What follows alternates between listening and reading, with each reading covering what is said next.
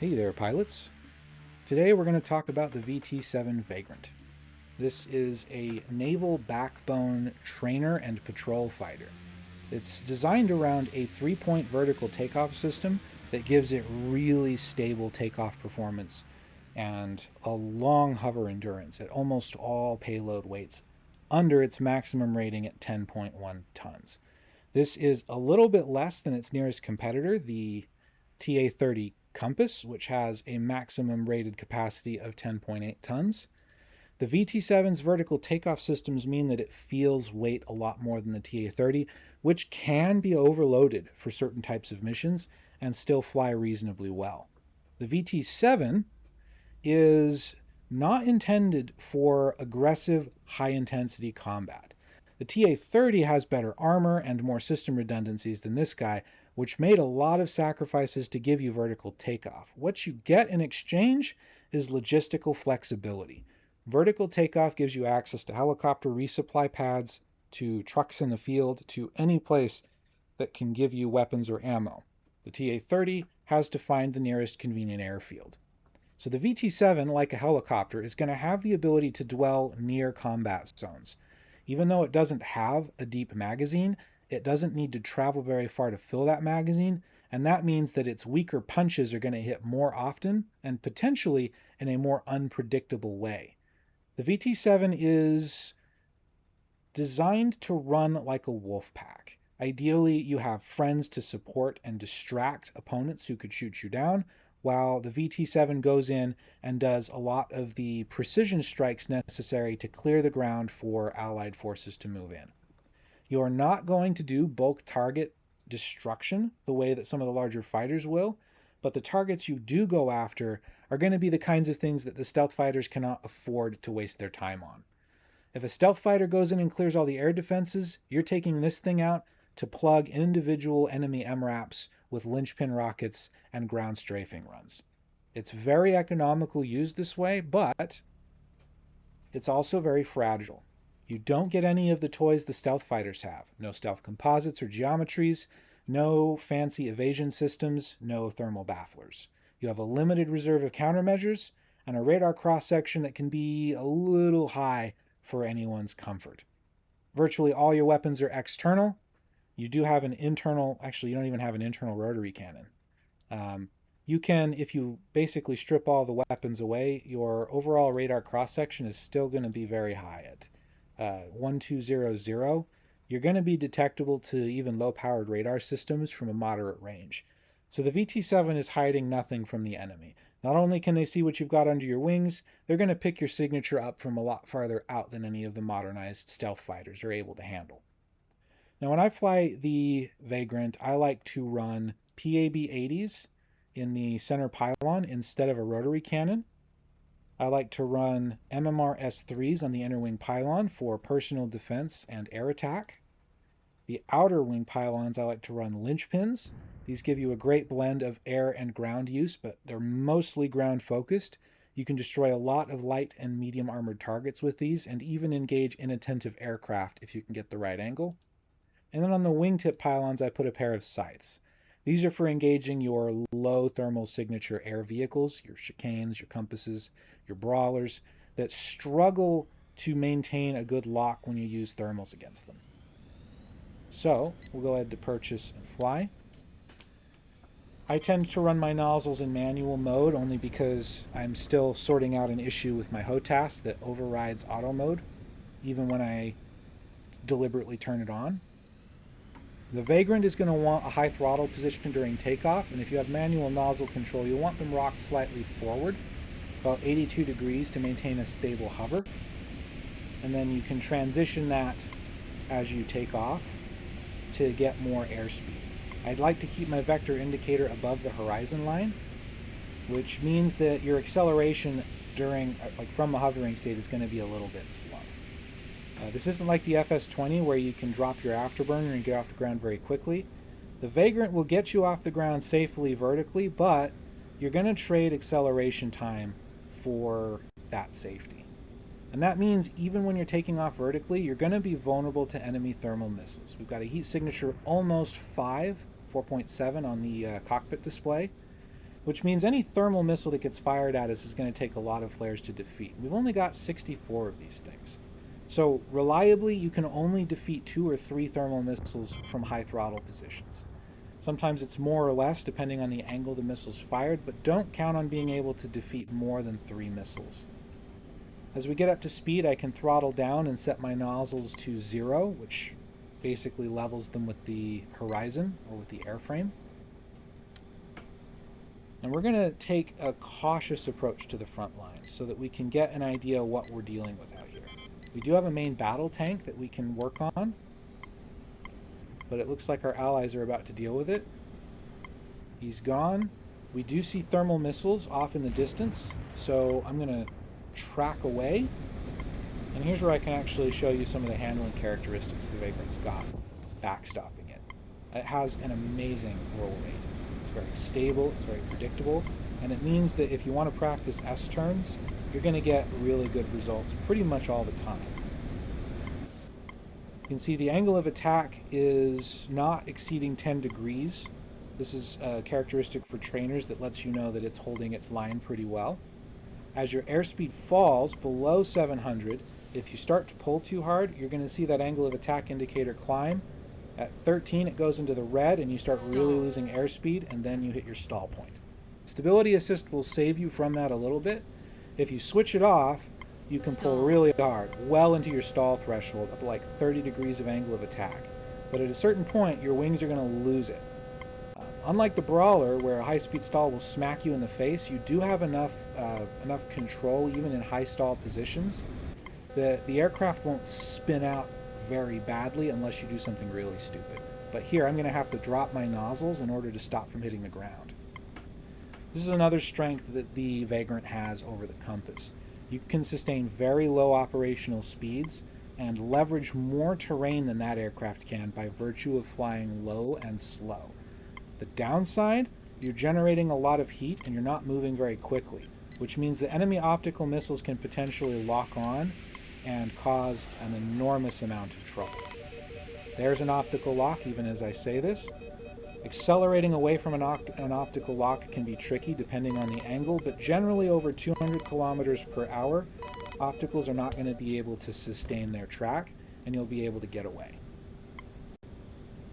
So we actually managed to shoot that Compass down just from a casual, low-speed, low-energy position.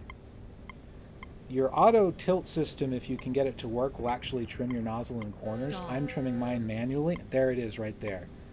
You'll run into these weird situations where if your angles are just wrong, the high-speed stall will hit really hard and it can spin you out of a corner. So kind of watch for that. It can be really nasty. We'll put off a close-range MMR shot at that Compass, at that Cricket, which disintegrated on impact.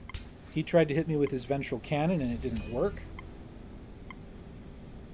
I was able to change my position just enough to ruin his solution.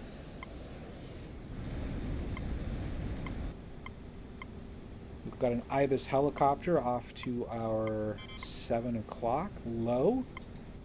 And on the mini-map, we've got a column of tanks coming down from our 6, 5 o'clock to 6 o'clock position, and we've got a lot of enemy vehicles on the road out to our 7 o'clock position behind the Ibis. So we got to deal with that Ibis helicopter first. I've mentioned this in previous videos, but you got to be really careful when you're engaging helicopters at close range, no matter what platform. The Vagrant tends to be a close-range fighter, so watch those door gunners. Watch those sponson cannons if it's got sponson. That one actually has autocannons on its sponson pylons.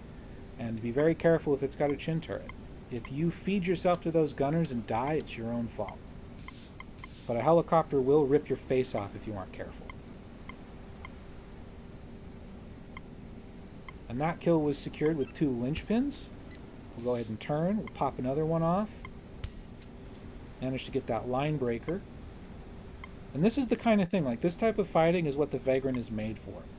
Short range, short to medium range, rapid fire, just pop in targets of opportunity at the line of contact.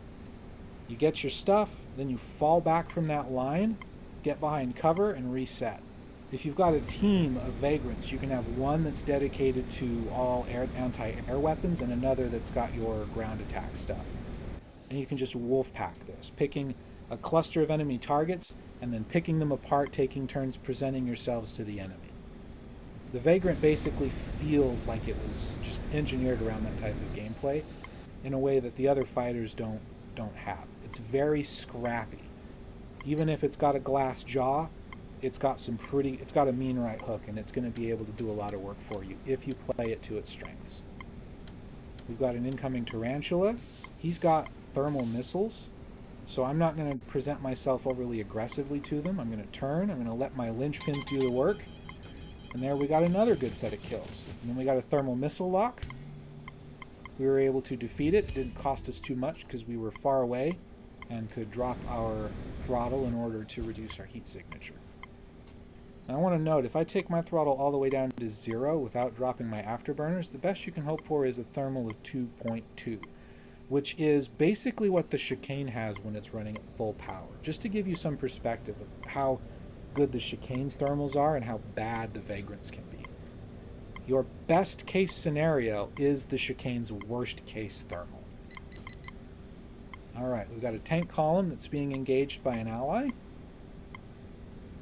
We're receiving supplemental laser support from his targeting computer, but see how we dropped off to one available target there for a second? That's because he fell out of range and we've only got one laser designator. So we're going to come in here. Their laser weapons are going to be out of energy, so I'm going to put 2 glide bombs off on them, and let's see if we can get those to secure a kill. We got one. Looks like the other failed to hit or was disabled by its laser defense. And one of our allies cleaned up that last one. As we're dropping ordnance, we're getting lighter, and the Vagrant's having an easier time holding its speed through turns. We're getting more maneuverable. So you don't have a lot of payload, but the more of it that you drop, the more you'll feel your controls start to come to life. If you can stomach taking off with basically a minimal weapons loadout, you're going to be able to pull some pretty fun little maneuvers against people who aren't paying attention.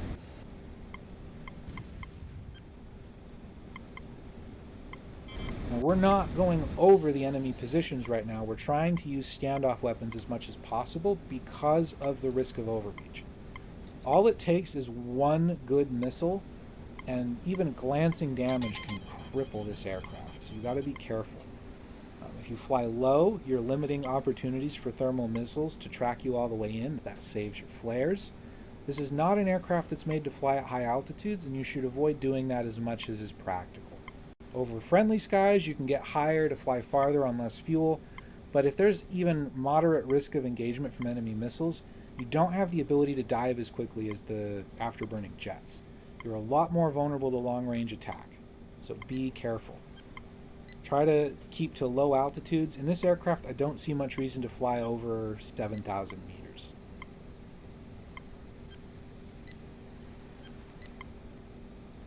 Now I'm being careful as I approach this emplacement. The terrain is preventing me from getting a good lock, so I'm not going to overpress. I'm going to roll back away. I don't want to challenge any enemy AAA at close range in this thing. I'm just not fast enough to outrun their firing solutions. At around 3 kilometers, you're going to be working really hard to stay ahead of their shots. You're going to be so focused on flying defensively that you're probably not going to be able to get weapons off. At least not without a ton of practice. It's not something that I plan on doing even when I'm playing in multiplayer games online. This game is all about optimal weapon for optimal target at optimal range. If you can learn those numbers, and a lot of it is just practice and memorization, then you're going to get really effective at dealing with incoming targets. I'm going to give that spag all of my linchpins because I really want him flipping dead. That clears me up to drop my last PAB-80 on the enemy vehicle depot, but I need to defeat these incoming thermals, so I'm going to get low. I'm going to track away, gentle S-turn. I'm off of my throttle a little bit. I want to lose some airspeed, but I want to stay over 750, so I'm going to throttle back up as I increase my pull. We're doing 6 Gs on this turn, which is about the limit of what our pilot can sustain. It'll start to black out if we do it for too long. We've got a good lineup on the vehicle depot. I'm going to climb a little bit to get the last bits of terrain out of the way. I'm going to drop my last glide bomb, do a quick inventory on my weapons. I've only got MMR S3s. I'm not going to be able to evade those missiles with terrain, so I'm going to drop some flares. Then I'm back on my throttle and I'm tracking away from the combat zone because I am now combat ineffective against ground targets. I don't want to hold myself at risk when I can't contribute to the fight, and there are no aircraft I can effectively engage with my MMRs. Now, even without afterburners, we can get up above 1,000 kilometers if we're willing to not maneuver too aggressively. But you can even sustain, 3 Gs and still stay above 10,000 kilometers per hour when needed. I'm going to drop my throttle. Sorry, 1,000 kilometers per hour when needed. I'm going to go ahead and open my air brakes. I'm going to do some S-turns to bleed a little bit of airspeed with my air brakes open. There's the vapor trail. You can stop really quickly in this aircraft just by doing something like that. I'm going to lower my landing gear, which will trigger my auto flaps. And then I'm going to set my nozzles to 45 degrees, which will give me a nice floaty approach. I can drop my throttle in order to control my airspeed and get it lower. I don't want to put my nozzles in reverse. This is a great conventional landing if you want to just do... I find conventional landings tend to work better in the Vagrant. If you want to do a hover landing, I'll show you that next. But with your nozzles at 45 degrees, you can come down even a little bit hard. Do a conventional stable landing and treat it basically just like a fixed wing. If you're not confident with vertical takeoff or landing... Oh, hang on, my brake button isn't working.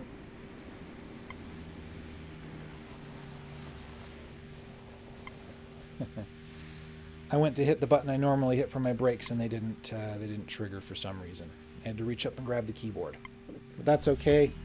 We still got a successful sortie bonus, so I'll flip the aircraft back to inventory and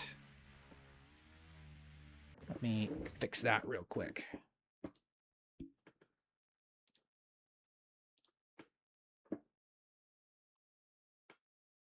There should be a button for brakes. Where is that at?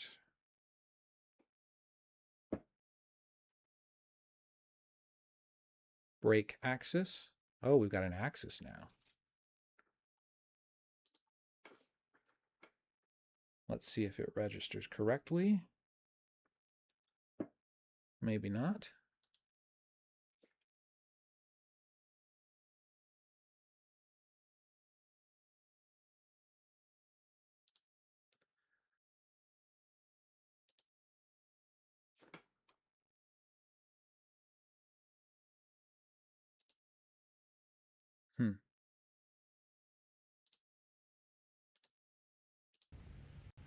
All right, let's see if that worked.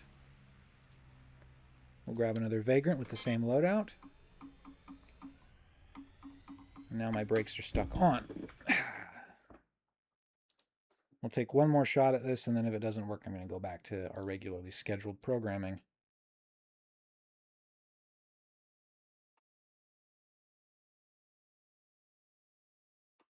Where did that go?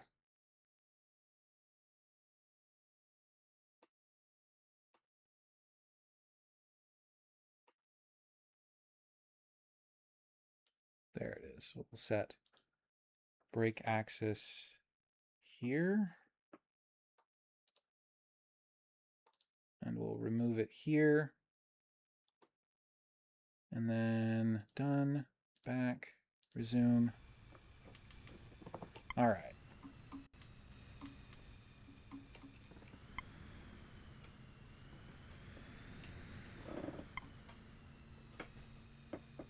I'm going to get my nozzles back to their forward configuration. And we're off to the races. I do prefer vertical takeoff when I'm coming off the runway because it gets me out of the traffic pattern faster. Vertical landings in the Vagrant are a little trickier. Where the Vortex, you can just hit your afterburner and abort a landing. The Vagrant's got a lot more momentum to it because you don't get the advantage of just bottomless power when you ask for it. So if you make a mistake in your landing approach, it's actually harder to abort and fix.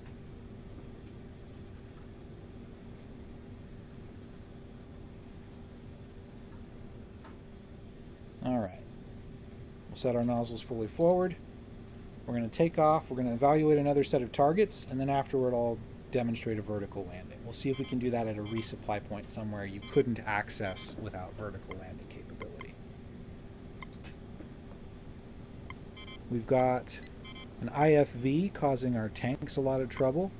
He's got a mean little cannon that could be a problem if we tried to do a close range attack. But there are no other active threats near that convoy, so if I can deal with that IFV... Nope, looks like the convoy got him, which means we're now looking at assaulting the airfield. And that's going to be tricky because we've got this auto sentry spag here. And his cannon will evaporate this aircraft if it gets a good line. And we don't actually have a lot of good tools to deal with him. We basically are going to rely on a saturation strike and distraction on the part of the enemy.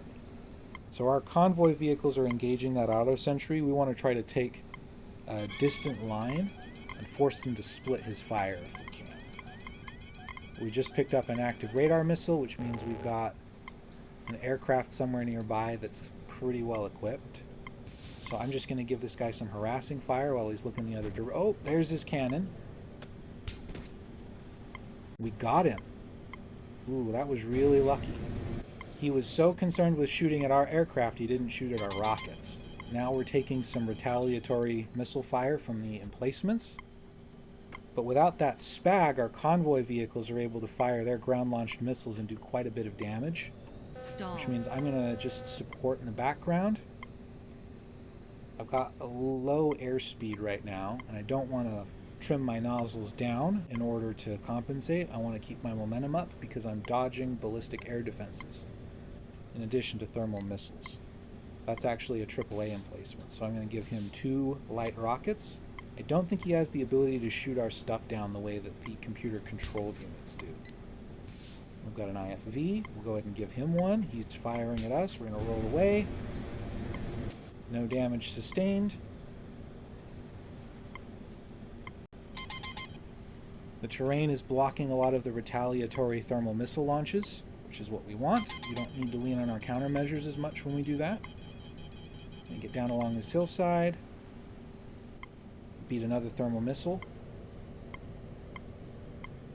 Turning a little bit aggressively. Throttling back up to compensate.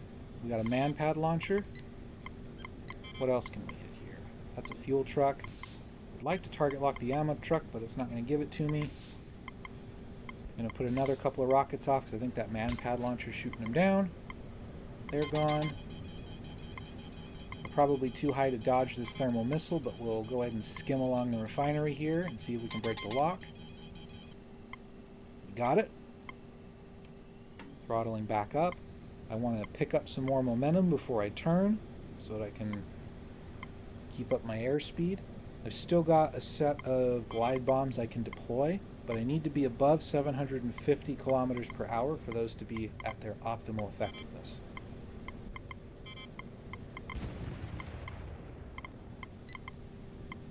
AAA emplacement, I'm going to give him 2 linchpins. We'll keep cleaning up enemy air sites as we can.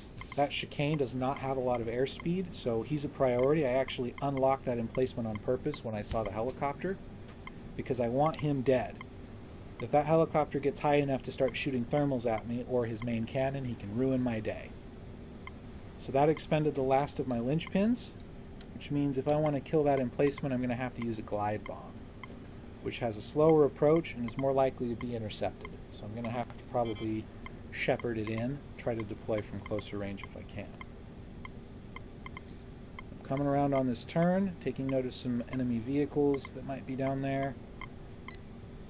I'm going to deploy my first round in. I'm going to go after that UH-90 with my second glide bomb. I'm rolling away. Oop, I overcorrected. Boom, dead. Trying to show you the turn.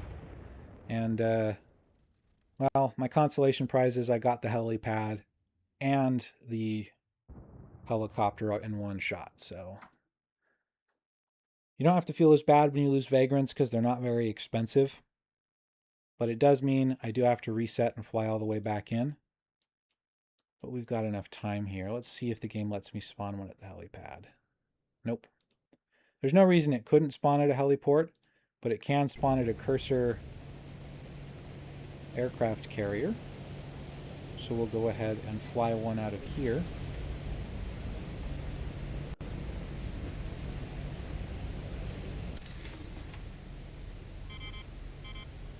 Keep my throttle low. I'm going to trim my nozzles for a short takeoff. Basically a vertical takeoff with a little bit of forward momentum.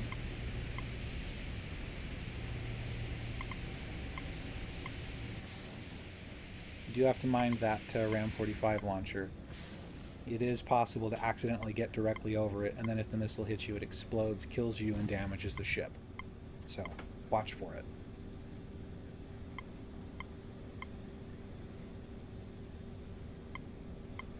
Now, one thing about the Vagrant when you're over the ocean is that you've got nothing to hide your signature. You've got basically wide open skies and flat ground. So anyone who puts off a missile on you is going to require your countermeasures in order to defeat. Unless an ally can directly intervene with the counter battery intercept, you're basically going to get killed if the enemy applies any meaningful amount of missile pressure to you. So even though the Vagrant is a naval fighter, in that it's designed to launch from naval aircraft carriers, it fares poorly when you're attacking other ships. You just don't have the payload to deal with anything but corvettes, and the corvette is going to make you eat a whole bunch of incoming missile and PDC fire in order to get that kill. So be careful and don't even bother trying to attack dynamos. You're just going to get wiped most of the time, and there's not really much you can do about it. It's just not what the Vagrant is designed to do. But this stuff, coastal deployments and patrols where you're trying to find stealth fighters that might be messing around in allied skies or at the line of contact, the Vagrant is actually pretty good at accidentally finding them. And when you do accidentally find a stealth fighter, you can give them one of your scythes for their trouble, or an MMR S3. You do a pretty reasonable chance at shooting them down.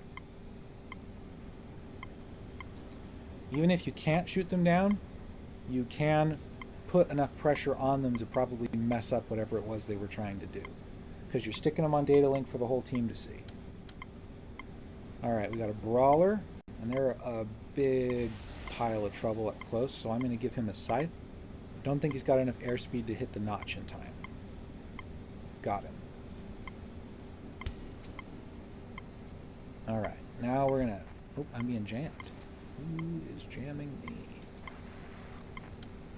It's okay. Dirty secret, you can kind of ignore being jammed in this thing because only your scythes are dependent on radar coverage. So if I drop these bombs, you should see them track their targets normally because they rely on optical guidance, and we're going to kill a bunch of airfield infrastructure right here without any negative impact from the jammer. We didn't have the punch to get through that munitions bunker. This is something to take note of. When you're jamming aircraft in the Medusa, you want to prioritize aircraft that are reliant on their radar system to engage. So your stealth fighters, your aircraft that have beyond visual range capability, your radar systems. If you want to jam a radar truck, you're going to have a lot more impact on the flow of combat, because if that truck is powering a R9 launcher, then you've just shut down all of the R9 launchers that are attached to it.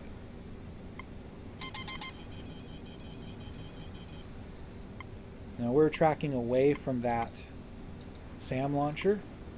Those are thermal SAMs. I just outran them because I had a distance advantage and I could. I'm going to take a flanking position to the incoming missiles, throttle down. Looks like they're being fired from a revoker. I'm going to go ahead and drop my flares. It's taking a lot of flares because I'm at half a throttle position. It basically took half of my available countermeasure reserve to defeat those weapons. Looks like that revoker got shot down.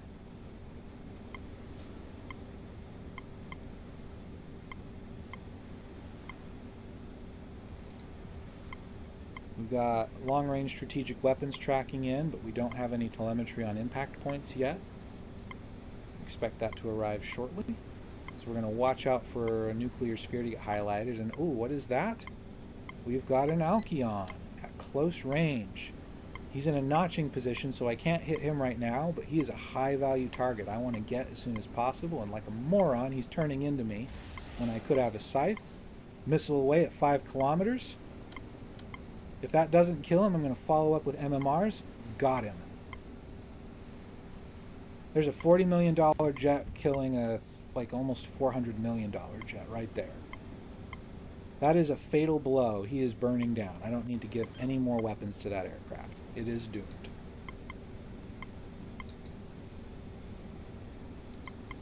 The main airfield has been captured by the BDF,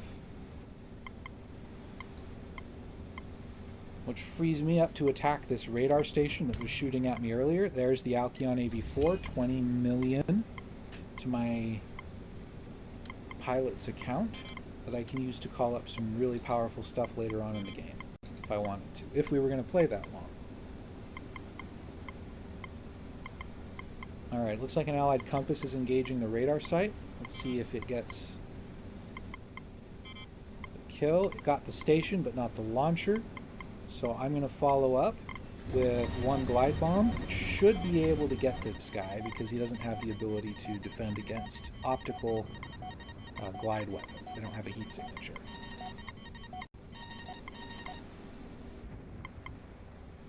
I'm going to maintain an optical lock. I'm going to follow my weapon in and make sure I actually get the kill for it.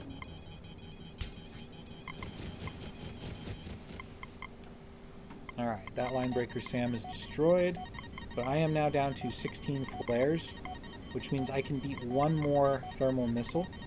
I am now being target locked by an enemy, looks like a Shard Corvette or a Bolt Strike. So I'm up on my radar ECM. I'm going to get back over the mountains. I've got a red mark on my radar, a red line, indicating an active target lock, but it's dropped away. I'm not sure what made it. But now I'm looking to get resupplied.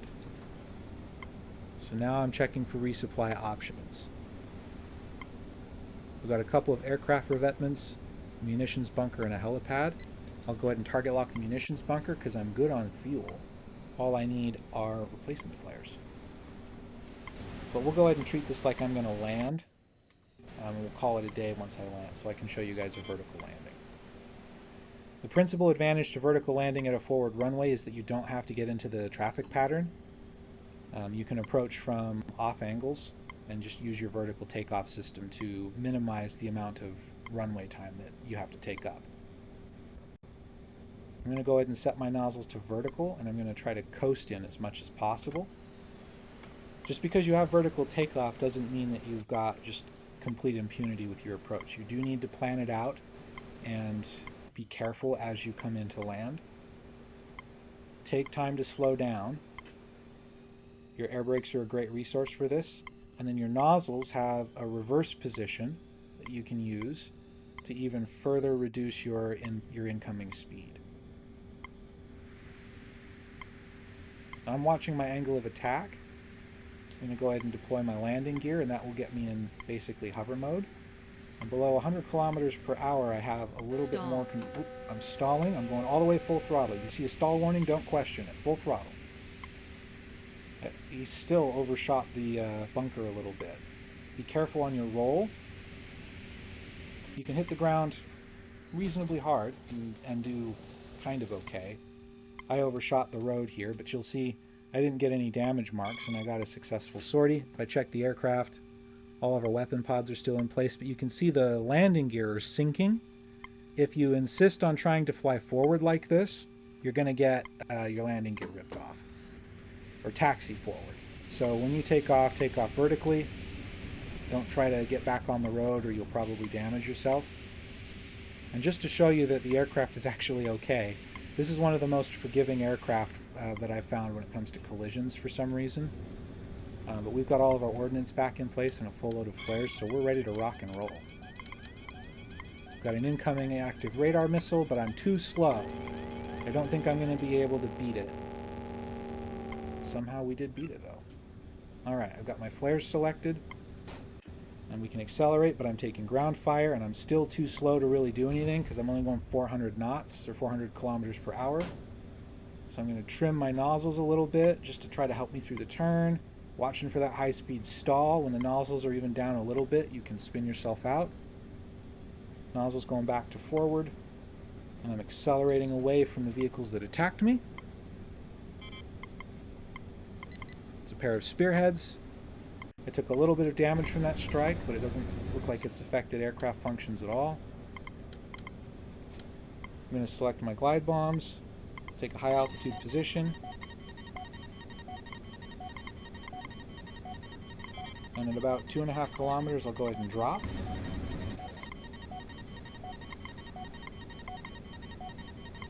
And from here it would be off to the races. The game would basically proceed like normal. Both targets defeated. Let me check the time. We're at about 34 minutes. That's the most I like to do in a long play tutorial. If you guys made it this far, you probably liked the video. Be sure to show it with a click in the right place. You can join the channel for $1 a month, and I'll catch you guys later.